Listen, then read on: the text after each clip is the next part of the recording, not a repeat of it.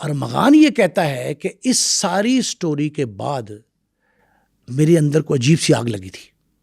میں نے اپنے والد یعنی جو اس کا ارمغان کا والد تھا کامران قریشی, میں نے اس سے تذکرہ کیا کہ میں نے مصطفیٰ عامر کو قتل کر دیا ہے اور انتقام کا بدلہ لیا ہے, اس نے میری انسلٹ کی تھی. اب یہ بیان کہتا ہے کہ باپ نے یہ کہا کہ بیٹے فوری طور پہ یہاں سے نکل چلو, اپنا ساز و سامان اٹھاؤ اور یہاں سے میں کاروبار بھی منتقل کر دوں گا دوسری جگہ پہ اور ہم یہاں سے نکل جائیں, وگرنہ پولیس ہمارے پیچھے آ جائے گی. اس دوران ارمغان یہ بتاتا ہے کہ چونکہ شک تھا مجھ پہ وجیہ عامر کو, مصطفیٰ کی والدہ کو, اس نے مجھے 5-6 فون کیے اور ہر دفعہ میں ڈینائی کرتا رہا کہ مجھے کیا پتا مصطفیٰ کہاں ہے, یہاں تو آیا ہی نہیں. لیکن اس دوران مصطفیٰ عامر کی والدہ وجیہ عامر جو ہیں انہوں نے باقاعدہ انصاف شروع کر دیا اور ایک کمپین شروع کر دی, جسٹس فار مصطفیٰ عامر. یہ جو تھا کہ پولیس بھی پیچھے چڑھ گئی. اس دوران اس احتجاج کو دیکھتے ہوئے نا پولیس کو زچ ہو کر یہ ماننا پڑا کہ ہمیں کہیں نہ کہیں جو ہے نا اس کو تلاش کرنا ہے. پولیس بھی تعاقب میں تھی اس بات کی, CCTV فوٹیج دے رہی تھی 3-4 جگہ سے, اس کا پتہ لگ گیا تھا گاڑی نکلتی. اچھا پھر گاڑی نکلتی بھی دیکھی گئی, بعد میں وہ غائب ہو گئی, یہ نہیں پتہ لگا ہب میں کہاں ہے. ایک طرف یہ ہوا, دوسری جانب کیا ہوتا ہے, گاڑی اور زندہ لاش, جو لاش جو تھی وہ تو زندہ ہی اس کو جلا دیا بیچارے کو. وہ جلی ہوئی لاش اور بڑی آسودہ بہت کوئلے کی شکل میں وہ وہاں 5 روز تک پڑی رہی, دریجی کے تھانے کے چند قدم کے فاصلے پہ. وہاں ایک چرواہا اپنی بکریاں, ندی بھی ہے گھاس بھی لگی, وہ چرواہا بکریاں لے کے وہاں جاتا ہے اور وہاں دیکھتا ہے گاڑی جلی ہوئی پڑی ہے. گاڑی, اسے یہ نہیں پتا بندہ بیچ میں گاڑی پڑی. وہ پولیس کو اطلاع کر دیتا ہے, پولیس وہاں جاتی ہے. 5 روز تک وہ پڑی رہی, کسی کو پتہ نہیں چلا. پولیس جا کے عیدی والوں کو اطلاع کرتی ہے, عیدی والے امانتاً لے آتے ہیں اور لا کے رکھتے ہیں, پتہ کرتے ہیں, کچھ پتہ نہیں چلتا. ظاہر جلی ہوئی لاش تھی, نہ شناخت کا تھا نہ نمبر تھا اس گاڑی پہ. وہ اس کو تلاش کر رہے ہیں, ادھر والدہ جو ہے اپنے بیٹے کے تلاش میں سرگرداں ہیں اور پولیس CCTV فوٹیج لے رہی ہے, فلاں لے رہی ہے. پولیس نے بھی وجیہ عامر کے اصرار پہ یہ فوکس کر لیا کہ یہ ارمغان کے گھر میں ہی ہے جو کچھ ہے. اچھا, جب یہ سارے معاملات چل رہے تھے, وجیہ عامر مصطفیٰ کو ڈھونڈ رہی تھی, ارمغان کدھر چھپا تھا؟ ارمغان نے اپنے والد جو کامران قریشی ہیں ان کے سمجھانے کے مطابق, ان کے حکم پہ شیراز سے پلان کیا. شیراز کو 2.5 لاکھ روپے دیتا ہے کہ تو بائی ایئر لاہور چلا جا. دیکھیں اب یہ پلان اس لیے اس نے کیا کہ اکٹھے تو قابو آ جائیں گے, بات کھل جائے گی. اسے بھیجا ایک سمت میں, خود دوسری سمت میں, اسلام آباد. خود اسلام آباد چلا جاتا ہے. اسلام آباد جا کے رابطے میں رہتا ہے. اچھا 4 سمیں, 2 شناختی کارڈ, 4 سمیں مختلف ان کے پاس ہیں. اچھا, ارمغان پکڑا گیا, شیراز پکڑا گیا, شیراز اپنے بیان سے مکر گیا. عدالت کے حکم پر ان کے والدین خاص کر کامران قریشی آدھا گھنٹہ ملے شیراز کو اور ارمغان کو. اب ایک بات ذہن میں رہنی چاہیے ہمارے ناظرین کی, بٹ صاحب اس میں قدم قدم پہ دولت انوالو ہے. اشرافیہ جرم کر کے جو بے قصور ثابت ہوتا ہے, بری ہو جاتا ہے, اس کی ریزن بھی ان کی وہ دولت ہوتی ہے.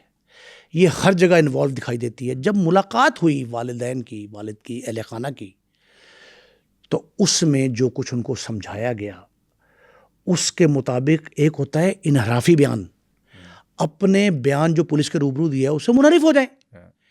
ایک ہوتا ہے نیا بیان تشکیل دے دیں, منصوبہ بندی کر لیں.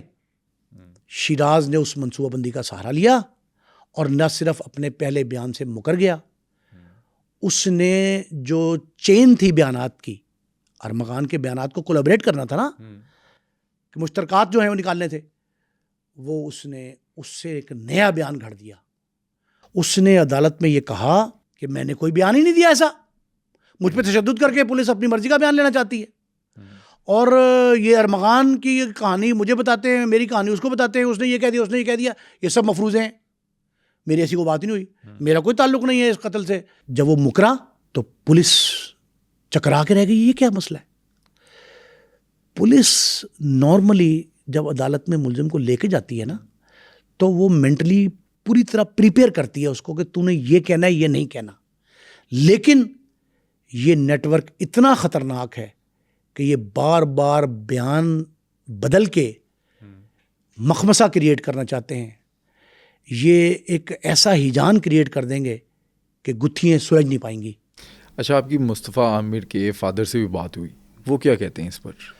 مصطفیٰ عامر کے والد ہماری گفتگو سے تھوڑے سے لٹل بٹ مختلف بیان دے رہے ہیں. وہ یہ کہتے ہیں کہ پولیس بڑی اچھی تفتیش کر رہی ہے، مجھے آئیو پہ اعتماد ہے. وہ کہتے ہیں کہ سوشل میڈیا، ایک دو نام لیے انہوں نے ویلاگرز کے کہ جو پہلے بڑے اداروں سے منسلک تھے میڈیا ہاؤسز سے، اب وہ فارغ ہیں. تو انہوں نے یہ کہانیاں گھڑی ہیں. وہ کہتے ہیں کہ یہ کنسنٹریشن ڈائیورٹ کرنے کے لیے، کیس کو مزید الجھانے کے لیے بعض ویلاگرز کو استعمال کیا جا رہا ہے. ایک جملہ انہوں نے کہا، کیا؟ میرے بیٹے کے مقدمہ قتل پہ منشیات کا کیس غالب آنے لگا ہے. یہ جملہ مجھے انہوں نے کہا. میں نے کہا جی وہ کیسے؟ کہتے ہیں بھائی بات یہ ہے کہ میرا کنسرن ہے میرے لخت جگر کی مجھ سے جدائی، بہیمانہ انداز میں قتل، ایک نیٹ ورک کے ذریعے مکروہ دھندہ کرنے والے جو لوگ ہیں ان کے نیٹ ورک کے ذریعے اس کو ٹھکانے لگایا گیا. میرا مقصد ان ذمہ داران کو سزا دلوانا ہے جو میرے بیٹے کے قاتل ہیں. میں نے کہا جی قتل کی کوکھ سے جنم لیا ہے منشیات کے نیٹ ورک نے. انہوں نے کہا بالکل جھوٹ ہے. بڑی بحث ہوئی میری ان پہ. اچھا، وہ یہ بتاتے ہیں کہ مصطفیٰ عامر کا کوئی منشیات سے لینا دینا تھا، وہ ویڈ لے کر اس دن بھی گیا تھا. میں نے کہا جی کہ ویڈ لے کے گیا، اس پہ ایک ایف آئی آر ہوئی، اس پہ ایک ریڈ ہوا ANF کا. انہوں نے کہا سب بے بنیاد ہے. اب وہ کہیں جی مکر گئے، یہ الگ بات ہے. کیا حقیقت کیا ہے یہ الگ بات ہے. اچھا، لیکن یہ بھی ایک چیز ہے نا کہ کوئی بھی باپ اپنے بیٹے کے بارے میں یہ بات نہیں کہے گا. آپ دیکھ لیں ساجد حسن کو، وہ بھی کہہ رہے ہیں کہ پولیس جو ہے جھوٹا الزام لگا رہی ہے. آپ کامران قریشی کو دیکھ لیں، وہ کہہ رہے ہیں ارمغان نے کچھ کیا ہی نہیں ہے. پر صاحب یہ ہم والدین، ظاہر ہے ہمارے جگر کا ٹکڑا ہے نا ہماری اولاد، اور وہ جن کا اکلوتا ہے، ان کے دل پہ کیا گزر رہی. ہر والد ہر والدہ اپنے بدصورت ترین بچے کو چاند کہتی ہے. اپنے کرمنل بچے کو پروٹیکشن اس حد تک دیتے ہیں کہ وہ کہتے ہیں بے قصور ہے، یہ تو دودھ کا دھلا ہوا ہے. اس میں جرائم پیشہ بچوں کو تحفظ دیا جا رہا ہے. یہ بہت غلط ہے، والدین کی روش غلط ہے. یہ بعد میں اس پہ ہم بات کرتے ہیں، لیکن فی الحال اتنا سمجھیں. میں نے یہ جو والد ہیں عامر شجاع، مصطفیٰ کی غمزدہ بیچارے، زیادتی ہوئی ہے، بہت زیادتی ہوئی. میں کہتا ہوں منشیات کا پورا ملبہ اس پہ ڈال دیں. آپ عامر شجاع جو بات کہہ رہے ہیں، آپ عامر شجاع کے مقتول بیٹے پہ سارا گند اچھال دیں، تب یہ بات تب بھی جسٹیفائی نہیں ہوتی کہ اسے قتل کیا جائے. کیسے جسٹیفائی ہوگی؟ آپ کہیں یہ ANF کو مطلوب تھا، جو بھی مرضی کر رہا تھا، سب ٹھیک ہے. لیکن آپ مجھے یہ بتائیں کہ قتل جو قبیح ترین جرم ہے شرع میں بھی قانون میں بھی، وہ کیوں کیا اس کو؟ عامر شجاع سے میں نے یہ سوال کیا، یہ کیا تعلق ہے ساحر حسن سے؟ ساجد حسن کتنے بڑے فنکار ہیں، کراچی کے نامور ہیں، پورے ملک میں مشہور ہیں. وہ ان کے بیٹے سے کیا تعلق تھا اس کا؟ انہوں نے کہا میرے بیٹے کا ساحر سے کوئی تعلق نہیں، دوستی، کوئی دوستی نہیں. اچھا، وہ کہتے ہیں ہم ساحر کو نہیں جانتے. یہ دانستہ ایک منصوبہ بندی کے تحت میرے بیٹے کا تعلق جوڑا جا رہا ہے منشیات فروشوں سے، منشیات کے نیٹ ورک سے، تاکہ لوگ قتل بھول جائیں. وہ کہتے ہیں اس جملہ جو انہوں نے کہا، اس لیے بنا ہے یہ شور و شین کی. انہوں نے کہا شور و شرابہ جو ہے یہ فقط اس لیے ہے کہ میرے بیٹے کا قتل دب جائے اور منشیات جو دولت کے حصول کا ذریعہ ہے اس کو اوورلیپ کر دیں.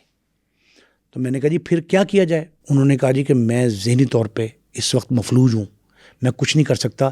مجھے خواب میں میرا بیٹا دکھائی دیتا ہے تو میرے اوسان خطا ہو جاتے ہیں، اور میرے غم کی کوئی ایسی سچویشن میں آپ کو بتا نہیں سکتا جو ہے. تو مجھ پہ یہ ظلم نہ کیا جائے، یہ ظلم انہوں نے کہا ہے، مجھ پہ یہ ظلم نہ کیا جائے کہ میرے بیٹے مقتول کا تعلق ساحر سے، اس کے خاندان سے یا ارمغان کے کارناموں سے جوڑا جا رہا ہے. یہ ان کا کہنا تھا. اچھا، ساحر حسن کے بیان کے مطابق اس نے 2 سال میں 24 کروڑ کی منشیات بیچی ہے. ساحر حسن کے والد ساجد حسن نے آپ کو کیا کہا؟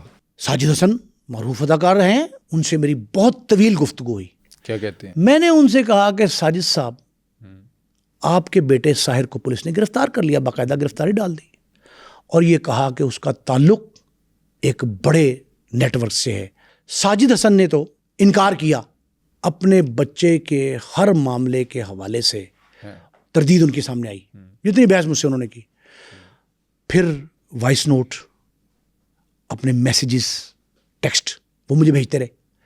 اس میں ہر ایک میں انہوں نے یہ کہا ہے کہ میرے بیٹے ساحر کو جان بوجھ کر پھنسایا جا رہا ہے, نہ وہ منشیات فروش نہ وہ قاتل. یہ جملہ ان کا ڈی کوڈ کر رہا ہوں میں. اچھا, قتل کا تو الزام اس پر آیا بھی نہیں. قتل کا الزام نہیں آیا, لیکن ذرا عامر شجاع کا بیان دیکھیں نا. وہ یہ کہتے ہیں مجھ سے کہ بھائی میرے بچے کے قتل پہ یہ کیوں تھوپا جا رہا ہے منشیات کا الزام. آپ منشیات کی تفتیش الگ کریں, اس کی الگ کریں, یہ بات تو اپنی جگہ پہ, لیکن یہ بیک گراؤنڈ جو میں نے تفتیش پولیس سے اور ایک ادارہ جو منشیات کے خلاف انسداد منشیات کا کام جو کر رہا ہے اس کے ایک افسر سے بات کی, اور اس نے نام ظاہر نہ کرنے کی شرط پہ مجھے بتایا. وہ یہ کہتا ہے کہ یہ ٹی وی کے بڑے فنکار ہیں ساجد حسن صاحب, اور یہ 4 دہائیوں سے پرائیویٹ فنکشنز کرتے ہیں, یہ بزنس ہے ان کا, سروسز پرووائڈ کرتے ہیں. وہاں جاتا تھا ساحر کو اپنے یہ پولیس تفتیش کے بقول اور انسداد منشیات کے افسر کے بقول یہ وہاں ان پارٹیوں میں اپنے لیے گاہک تلاش کرتا تھا, اپنے والد کی طرف سے ارینج کی گئی. یہ نارکوٹکس فورس والے کہہ رہے ہیں. وہ کہتے ہیں کہ وہاں یہ گاہک تلاش کرتا تھا اور ان کو منشیات بیچتا تھا, جس سے اب اس نے بیان دیا کہ میں نے کروڑوں روپے کما لیا اور وہ امیر ہوا. اب ان کے والد صاحب نے کئی چینلز پہ یہ کہا کہ میں تو کرائے کے گھر میں رہتا ہوں, اگر میرا بیٹا کروڑ پتی ہو تو مجھے کرائے پہ رہنے کی ضرورت ہے. اچھا, لیکن ساجد حسن کے جو مینیجر ہیں ان کے اکاؤنٹس میں یہ سارے پیسے آتے تھے.